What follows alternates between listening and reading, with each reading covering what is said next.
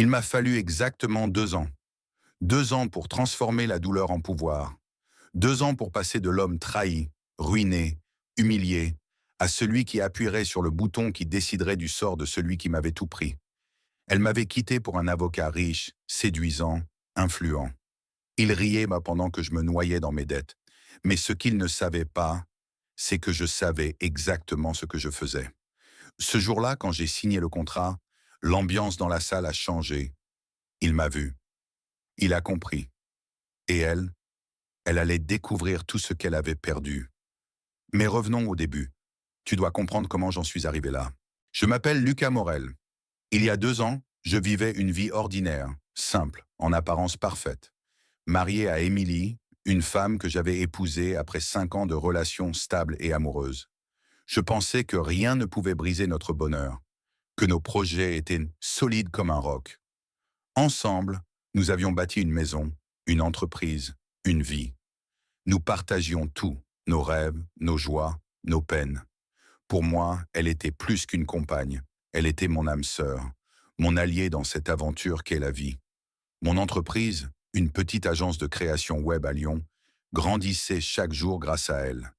Émilie n'était pas seulement ma femme, elle était aussi ma partenaire dans le travail. Nous avions traversé des moments difficiles ensemble, mais nous étions toujours sortis plus forts. J'avais l'impression que rien ni personne ne pourrait nous séparer. Mais un matin, tout a basculé. C'était un matin comme les autres. Le soleil était déjà levé lorsque je me suis réveillé, mais elle n'était pas là. Émilie avait décidé de sortir pour acheter du pain.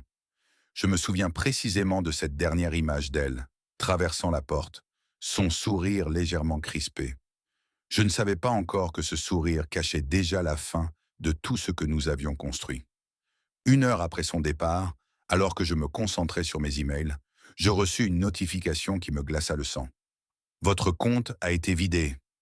Mon premier réflexe fut de ne pas y croire. Comment cela pouvait-il arriver? Nous étions dans la même équipe. Elle ne pouvait pas me faire ça.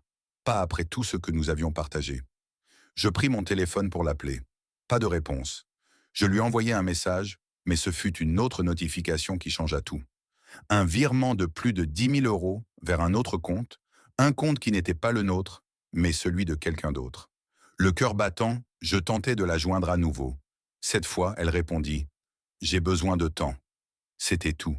Quelques mots, vides de sens. C'est à ce moment-là que je compris. Elle m'avait laissé. Non seulement elle m'avait quitté, mais elle m'avait volé.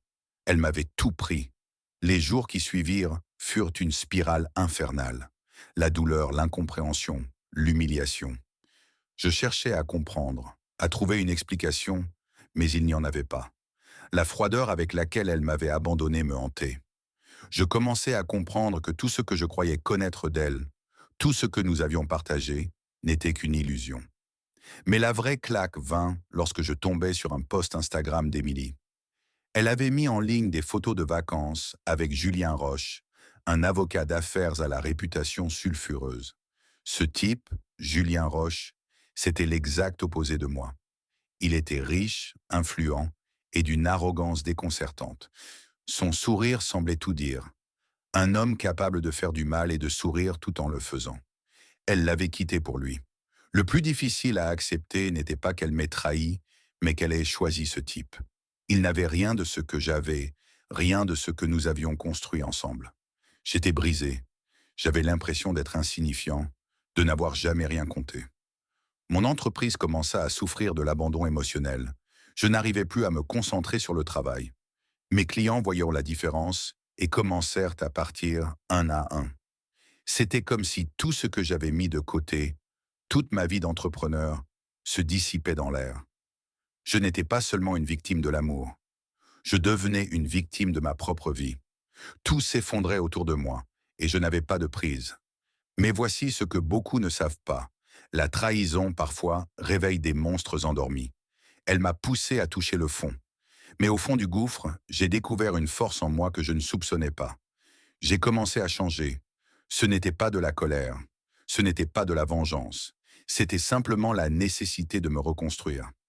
J'ai commencé à me battre, à réorganiser ma vie, à m'investir dans mon entreprise d'une manière que je n'avais jamais imaginée. J'ai étudié, appris, travailler plus dur que jamais. J'ai compris que la vie me donnait une chance de redéfinir qui j'étais.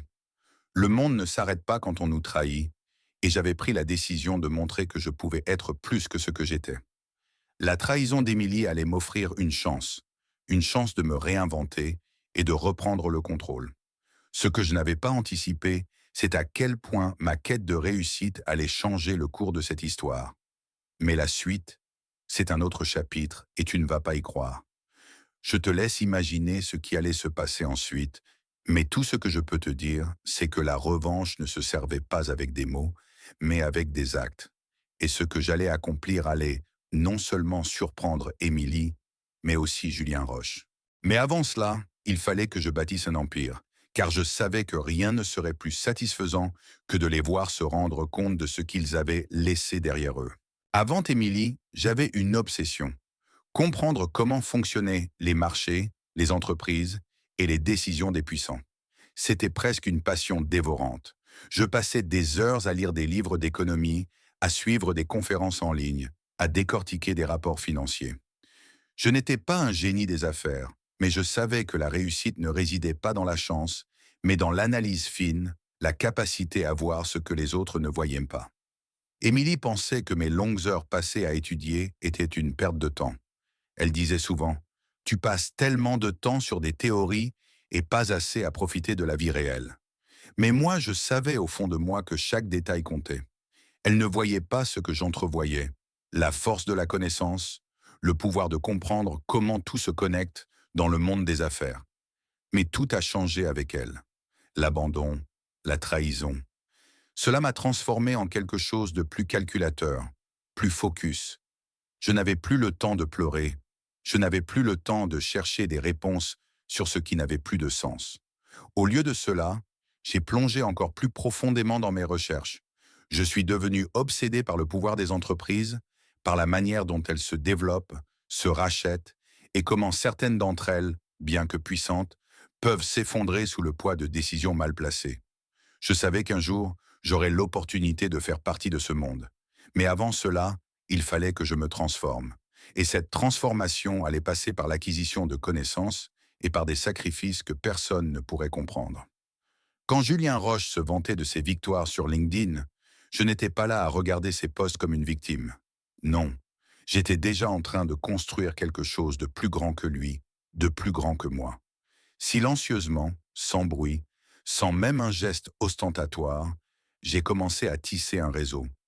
J'ai entamé des études de finance la nuit, consacrant des heures infinies à apprendre des stratégies d'investissement, des modèles d'entreprise, des tendances boursières. Le jour, je travaillais dans des jobs temporaires, essayant de gagner un peu d'argent pour réinvestir dans mon avenir, mais aussi pour financer mes connaissances. J'ai sacrifié mon sommeil pendant des mois, me contentant de 3 heures de repos par nuit. La fatigue devenait une amie, et les rêves d'atteindre mes objectifs étaient la seule chose qui me maintenait en vie. Et c'est alors que l'opportunité est apparue. Une chance, ou peut-être rien n'est-il jamais un hasard. Je suis tombé sur un dossier confidentiel concernant Roche et Associés, le cabinet d'avocats où Julien travaillait. L'entreprise traversait une période difficile. Des rumeurs de rachat circulaient, et moi, je savais que ce genre de situation pouvait transformer une entreprise de titans en proie facile. C'était exactement ce que j'attendais. Mais ce que personne ne savait, c'est qu'en coulisses, j'avais déjà acheté des parts dans Roche & Associés, bien avant que cette rumeur ne devienne publique. J'avais anticipé ce moment depuis des mois, sans rien laisser filtrer. J'avais étudié chaque mouvement, chaque décision, chaque erreur qu'ils avaient faite. J'avais observé Julien et ses décisions. Je savais qu'ils étaient vulnérables. Le rachat était inévitable. Quand j'ai découvert ce dossier confidentiel, quelque chose en moi a changé. Je n'ai pas souri, je n'ai pas crié victoire. Non, j'ai simplement dit « c'est maintenant ». J'étais prêt. Je savais que tout ce que j'avais mis en place allait finir par se concrétiser, mais pas de la manière dont les autres l'imaginaient. Je n'allais pas juste racheter une entreprise, je comptais changer le jeu de manière subtile mais implacable. Je n'étais plus l'homme qu'Émilie avait quitté. J'étais devenu quelque chose de plus grand, plus puissant, plus stratégique. Chaque mouvement que j'avais fait jusqu'à présent était une pièce d'un puzzle que j'étais sur le point de terminer. J'ai commencé à déployer ma stratégie. Le timing était crucial. J'ai approché des investisseurs puissants, ceux qui pouvaient faire basculer l'affaire en ma faveur. Je leur ai présenté Roche et Associés sous un angle qu'ils n'avaient pas envisagé. J'ai orchestré des négociations discrètes et maîtrisé le processus d'acquisition avec une précision presque militaire. Tout se passait exactement comme prévu. Mais ce n'était pas la fin. Ce n'était que le début d'une revanche dont personne n'avait idée. Ce que Julien Roche ne savait pas, ce que personne ne savait, c'est que j'avais préparé un coup encore plus audacieux. Le moment viendrait où il me verrait, et il comprendrait que tout ce qu'il pensait posséder lui échappait. Mais avant que cela ne se produise, il y avait un autre aspect de ma stratégie qu'il fallait déployer. Et ce que j'allais accomplir avec Roche et un associé allait changer tout ce que l'on pensait savoir sur la vengeance. Ce n'était pas une vengeance brutale. Non, c'était une vengeance élégante, réfléchie et infiniment plus puissante. Mais pour cela, je devais attendre encore un peu. La tempête était prête à éclater. Mais la question est, qui allait vraiment en sortir vainqueur? La réponse, tout le monde la découvrirait bientôt. Selon Claire Verdier, analyste en stratégie d'acquisition, il n'y a rien de plus dangereux qu'un entrepreneur blessé. Ils apprennent vite, ils frappent l'âme fort, et ils ne préviennent jamais. Elle a raison. Loin des projecteurs, loin de l'agitation des bureaux en open space, j'ai agi dans l'ombre. J'étais un entrepreneur blessé, oui, mais plus que cela, j'étais devenu un stratège. Ce n'était plus une question de vengeance émotionnelle, mais de domination stratégique. Et c'est dans cette discrétion calculée que j'ai bâti ma force. Mon nom n'apparaissait nulle part, et c'était exactement ce que je voulais. Dans un silence glacé, j'ai acquis des parts sans que personne ne s'en doute. Grâce à une holding basée à Genève, j'avais acheté discrètement 14% des parts de Roche & Associés. Cela peut paraître insignifiant pour un observateur extérieur, mais dans le monde des affaires, c'est une porte d'entrée puissante. À 15%, j'aurais le droit de vote bloquant, et avec 20%, j'avais le contrôle total. Il ne restait plus qu'une étape. Mais pour arriver là, il fallait jouer subtilement, poser les pièces du puzzle avec une précision parfaite. C'est là que mon mentor est entré en jeu. Un ancien banquier, aujourd'hui déchu, qui m'avait appris des leçons fondamentales. Ne te venge jamais avec colère, venge-toi avec précision. C'était la clé de ma stratégie. Éviter les gestes impulsifs, les actions bruyantes. La vengeance, c'était à travers la stratégie, pas à travers l'explosion émotionnelle. J'ai appris à manipuler le pouvoir sans le revendiquer immédiatement. À ce moment-là, lorsque j'ai franchi la barre des 15%, j'étais prêt. Roche et Associés étaient dans un état fragile. La pression montait. Julien, le brillant avocat d'affaires, était sous les projecteurs pour ses affaires. Ses failles seraient multiples, mais il n'avait aucune idée de ce qui se préparait dans l'ombre. Je savais exactement comment il pensait. Comme tous les avocats du cabinet, il se voyait invincible. Il croyait que son argent, sa position sociale et ses relations suffisaient à garantir sa suprématie. Mais aucun homme, aussi puissant soit-il, n'est invincible face à l'intelligence stratégique. Un mardi matin, tout a changé. Julien était dans une réunion avec ses associés, se vantant probablement de ses dernières acquisitions. C'était une habitude pour lui, l'autosatisfaction dégoulinant de ses lèvres. Je ne voulais pas le déranger. Non, ce n'était pas le moment de lui rappeler que j'étais là où il n'avait jamais regardé. La réunion s'est déroulée dans l'ombre, mais à un moment donné, ils ont apporté des documents cruciaux à la table. Une petite erreur de leur part, mais une erreur décisive. Ils ont laissé un dossier crucial, celui qui marquait la fusion et le rachat de l'entreprise, sur la table. Un dossier qui portait mon nom en lettres noires et froides. La dernière ligne. Lucas Morel, président de la nouvelle entité fusionnée. Je l'ai vu instantanément. Il a blêmi. Son regard s'est figé, comme s'il venait de se rendre compte que toute sa vie, son empire, sa domination, tout ce qu'il pensait avoir conquis, était sur le point de lui échapper. Il savait que c'était moi, qu'il était face à l'une des plus grandes menaces qu'il ait jamais affrontées. Mais moi, je ne lui ai pas adressé la parole. Je ne lui ai pas dit un mot.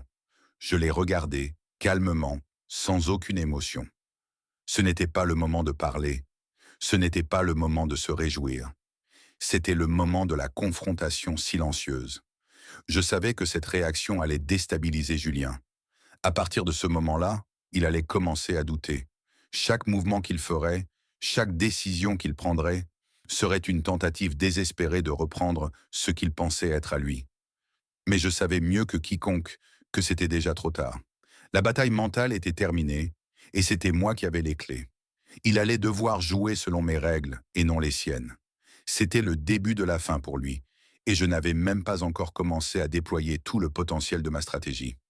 La suite, elle allait être bien plus complexe, bien plus inattendue. Ce qu'il pensait être une simple défaite allait se transformer en une véritable humiliation publique. Mais avant que cela n'arrive, il allait se retrouver prisonnier de son propre jeu. Et cela, il ne pouvait pas l'imaginer. Selon Claire Verdier, analyste en stratégie d'acquisition, il n'y a rien de plus dangereux qu'un entrepreneur blessé. Ils apprennent vite, ils frappent fort, et ils ne préviennent jamais. Cette citation résumait exactement mon état d'esprit à ce moment-là. Après la trahison d'Émilie, je n'étais plus l'homme que j'étais. La douleur que j'avais ressentie m'avait forgé et l'humiliation était devenue un moteur puissant. J'avais pris une décision. Il n'y avait plus de retour en arrière. Il ne s'agissait pas de me venger en hurlant ou en faisant des scènes. Il s'agissait de tout reconstruire, de tout transformer, mais cette fois-ci, selon mes règles. Mon nom n'apparaissait nulle part. Tout se passait en dehors des radars, dans l'ombre silencieuse où j'avais choisi d'évoluer. Un processus lent, discret, mais stratégique. Grâce à une holding basée à Genève, j'ai commencé à acheter des parts de Roche & Associés. Rien de visible pour quiconque, juste une accumulation calculée. 14% des parts. Pas encore assez pour un contrôle total, mais suffisant pour semer les graines de ce qui allait arriver. À 15%, j'obtenais le droit de vote bloquant. Mais ce n'était pas suffisant pour moi. À 20%, j'aurais tout, le contrôle absolu. Et là, Julien n'aurait plus aucune influence sur l'avenir de son propre cabinet. Tout cela n'était pas dû au hasard. Mon mentor, un ancien banquier d'affaires désabusé par la vie après des années dans la haute finance, m'avait conseillé de la manière suivante: ne te venge jamais avec colère, venge-toi avec précision. Ce conseil n'était pas qu'un simple mantra, mais une stratégie de vie.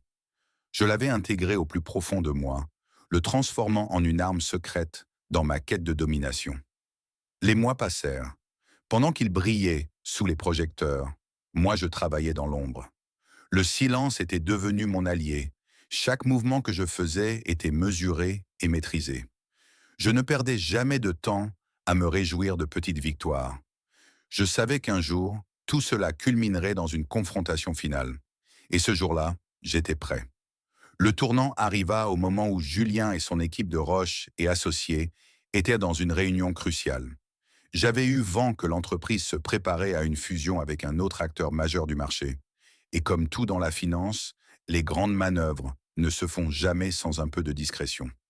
Ce jour-là, les documents relatifs à cette fusion se retrouvaient sur la table, exposant au grand jour des informations confidentielles. Mais à ce moment précis, un détail extrêmement important échappa à l'attention des responsables de la réunion. Mon nom. Il apparaissait dans la dernière ligne du dossier, en lettres capitales, froides et inévitables. Lucas Morel, président de la nouvelle entité fusionnée. C'était là, dans le document officiel. Il ne pouvait pas l'ignorer. Il ne pouvait pas y échapper. Je n'avais pas besoin de lui dire quoi que ce soit. Il m'avait déjà vu plusieurs fois, mais là, dans cette salle de réunion, c'était un autre Lucas qui se présentait à lui. Un Lucas plus fort, plus malin, plus stratégique. Il n'avait aucune idée que ce qui se passait à ce moment précis allait bouleverser son monde à jamais. Il était pris au piège, et il ne le savait même pas encore. La vengeur silencieux avait pris son temps pour se préparer, et maintenant, il récoltait les fruits de cette préparation minutieuse. Quand Julien a vu mon nom, il a blêmi. Un frisson de panique l'a traversé, un choc que j'ai pu voir clairement sur son visage. Le genre de panique qu'un homme qui croyait avoir le contrôle ressent quand il réalise que tout ce qu'il a construit peut lui échapper en un instant. Il a tenté de masquer son inquiétude, de rester calme, mais ses yeux trahissaient sa peur. Il n'a pas dit un mot, aucun commentaire, parce qu'il savait, au fond de lui, qu'il avait perdu tout contrôle. Le jeu était terminé. Et moi, je l'ai regardé sans dire un mot, mais avec une certitude glaciale. Je n'avais plus rien à prouver. Il n'était plus qu'un pion dans un jeu plus grand que lui. Il allait devoir jouer selon mes règles, et non les siennes. La suite de l'histoire? Tu ne vas pas en croire tes yeux. Tu penses peut-être que tout cela aurait été facile à prédire, que c'était un simple jeu de finances. Mais laisse-moi te dire une chose. Ce que Julien ignorait à ce moment-là, c'était que sa défaite n'était qu'une question de temps et que sa chute allait être bien plus spectaculaire que tout ce qu'il avait imaginé. Mais tout cela, c'était juste le début. Émilie, elle, avait tout effacé. Elle avait fait tout ce qu'elle pouvait pour me rendre invisible, pour me faire disparaître de sa vie. Elle m'avait bloqué partout. Sur Facebook, Instagram, même sur LinkedIn, mes tentatives de la contacter avaient été rejetées. Je n'étais plus qu'un souvenir lointain, effacé dans son esprit comme un vieux tableau poussiéreux. Elle pensait que j'étais un chapitre clos, une page tournée. Mais il y a des pages qui, malgré la cendre et la brûlure, restent vivantes dans l'âme de ceux qui les ont écrites. 3 mois après la fusion, tout a changé. Un matin, une notification est apparue sur mon téléphone. C'était un message d'Émilie. Elle m'avait écrit. Lucas, on peut parler? 3 mots qui ont résonné comme un coup de tonnerre dans ma tête. Pourquoi maintenant? Pourquoi cette femme qui m'avait trahi de la manière la plus cruelle possible venait-elle me tendre une perche maintenant que j'étais devenu quelqu'un de puissant, de maître de mon destin? Son message était empreint de confusion, presque désespéré. Je ne comprends plus rien. Julien est devenu une autre personne. Il est distant, froid, méprisant. Elle parlait de lui, le même homme qui l'avait attiré loin de moi, qu'il avait prise dans ses bras après l'avoir laissé dans l'ombre de sa vie. Il était devenu un étranger pour elle. Mais moi, j'avais vu tout cela bien avant qu'elle ne l'admette. Je savais exactement qui était Julien Roche. Ses faux sourires, son arrogance, sa prétention de grand avocat d'affaires. J'avais vu tout ça, et plus encore. J'avais tout lu. Oui, j'avais lu tous leurs messages d'époque. Je savais comment elle se moquait de moi, comment elle me comparait à lui, comme si mes rêves n'étaient rien, comme si mon entreprise n'était rien à ses yeux. Mais elle n'avait pas vu ce qui se passait sous la surface. Elle n'avait pas vu ce que j'étais en train de devenir. Et maintenant, elle me demandait de parler. Pourquoi? Parce qu'elle avait réalisé que sa vie n'était plus ce qu'elle croyait. Parce qu'elle avait enfin compris que l'argent, le pouvoir, ne suffisait pas à combler un vide. Elle avait choisi Julien, l'homme qu'elle pensait être le prince charmant. Mais il n'était qu'un homme froid, arrogant, qui ne la respectait même plus.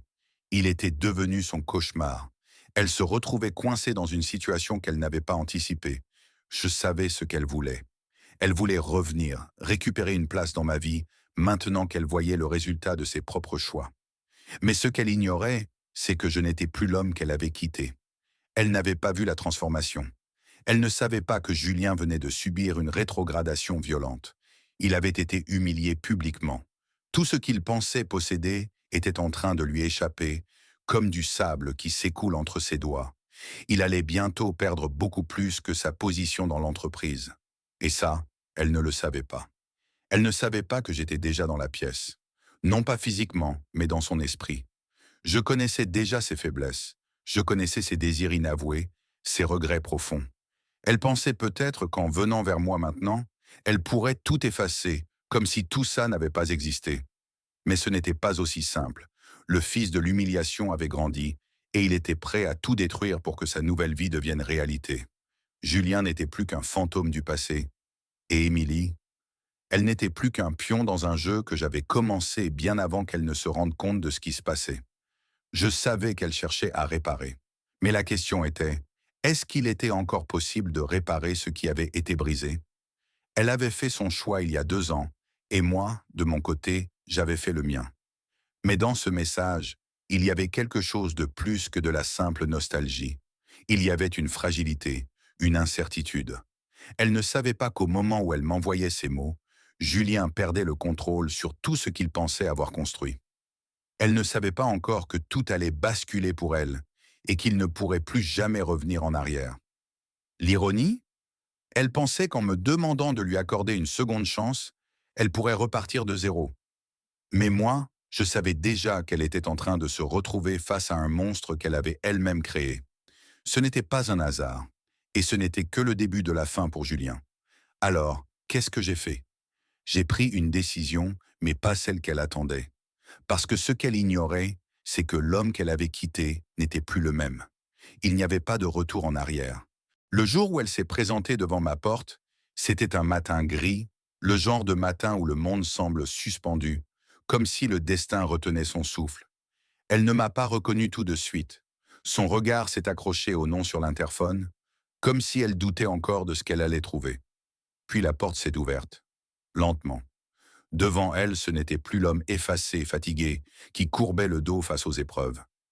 Non, c'était un autre. J'avais changé. Mentalement, je n'étais plus un homme blessé, mais un stratège. Physiquement, je portais désormais la confiance dans chaque geste, chaque silence. J'étais vêtu d'un costume sur mesure, dans un loft minimaliste, baigné de lumière. Un endroit qu'elle n'aurait jamais imaginé me voir habiter. Elle tenait une lettre entre les doigts. Ses mains tremblaient. Elle avait hésité. Puis, d'une voix cassée, elle m'avait dit « Lucas, s'il te plaît, écoute-moi ». Mais je ne l'ai pas fait entrer tout de suite. J'ai simplement tendu un papier, une feuille blanche, parfaitement pliée. Elle a déplié le document avec prudence. Ses yeux ont couru sur les lignes. D'abord confus, puis choqués. Une offre d'emploi. Pour un poste d'assistante exécutive. Salaire correct, horaire flexible, au sein de la nouvelle direction de Roche et Associés. Mon entreprise, mon terrain, mon jeu. Elle a levé les yeux vers moi, figée. Son visage s'est décomposé. À cet instant, elle a compris. Elle a compris que tout était orchestré, que rien de tout cela n'était un hasard, que cette rencontre, cette fusion, cette chute de Julien, tout avait été minutieusement préparé. Mais ce qu'elle ignorait encore, ce qu'elle ne pouvait même pas soupçonner, c'est que je n'avais pas encore joué ma dernière carte. Il restait une vérité enfouie, un secret si bien gardé que même les murs du conseil d'administration n'en avaient jamais entendu parler. Une vérité qui allait renverser tout ce qu'elle croyait savoir. Parce que si elle pensait que j'étais motivé par la vengeance, elle se trompait. Il ne s'agissait plus de vengeance. Il s'agissait d'un plan vieux de 2 ans, conçu dans l'ombre, alimenté par chaque message moqueur, chaque regard méprisant. Et cette vérité allait faire exploser tout ce qu'il restait de son monde. Pendant qu'elle reprenait lentement son souffle, balayant l'appartement du regard, elle ne vit pas tout de suite l'enveloppe noire posée sur la table du salon. Une enveloppe qui ne portait ni nom, ni logo, mais que Julien connaissait très bien. Une enveloppe qu'il redoutait depuis des mois. À l'intérieur, des preuves, des mouvements financiers douteux, des échanges confidentiels, des documents capables de le ruiner publiquement et de l'exposer à une enquête fédérale. Et ce dossier, je ne l'avais pas encore remis aux autorités. Pas encore. Je l'ai laissée seule avec ses pensées. Elle s'est assise sans que je dise un mot. Et pendant qu'elle lisait l'offre une seconde fois, j'ai récupéré mon téléphone. J'ai tapé un message à une seule personne, mon avocat. Plan C, on y va. Puis j'ai regardé Émilie, les yeux calmes. Elle allait parler, me dire ce qu'elle pensait, s'excuser peut-être. Mais avant qu'elle puisse prononcer un seul mot, j'ai parlé en premier. Une seule phrase, doucement. Tu crois que tout commence ici, mais tu ne sais pas que tout a déjà été décidé avant même que tu ne partes. Elle a ouvert la bouche, mais le bruit de la sonnette l'a interrompue. Elle a sursauté. Moi, je suis resté immobile. Elle m'a lancé un regard interrogateur. J'ai répondu par un sourire. C'est lui. Elle a blêmi, parce qu'elle savait que Julien ne venait jamais sans raison. Et à cet instant précis, elle a compris qu'elle n'était pas venue me supplier. Elle était venue assister à la fin d'une illusion, la fin d'un empire, la fin ou le début de quelque chose de bien plus grand. Mais ce qu'elle ne savait toujours pas, c'est que Julien n'était pas le seul à l'avoir trahi.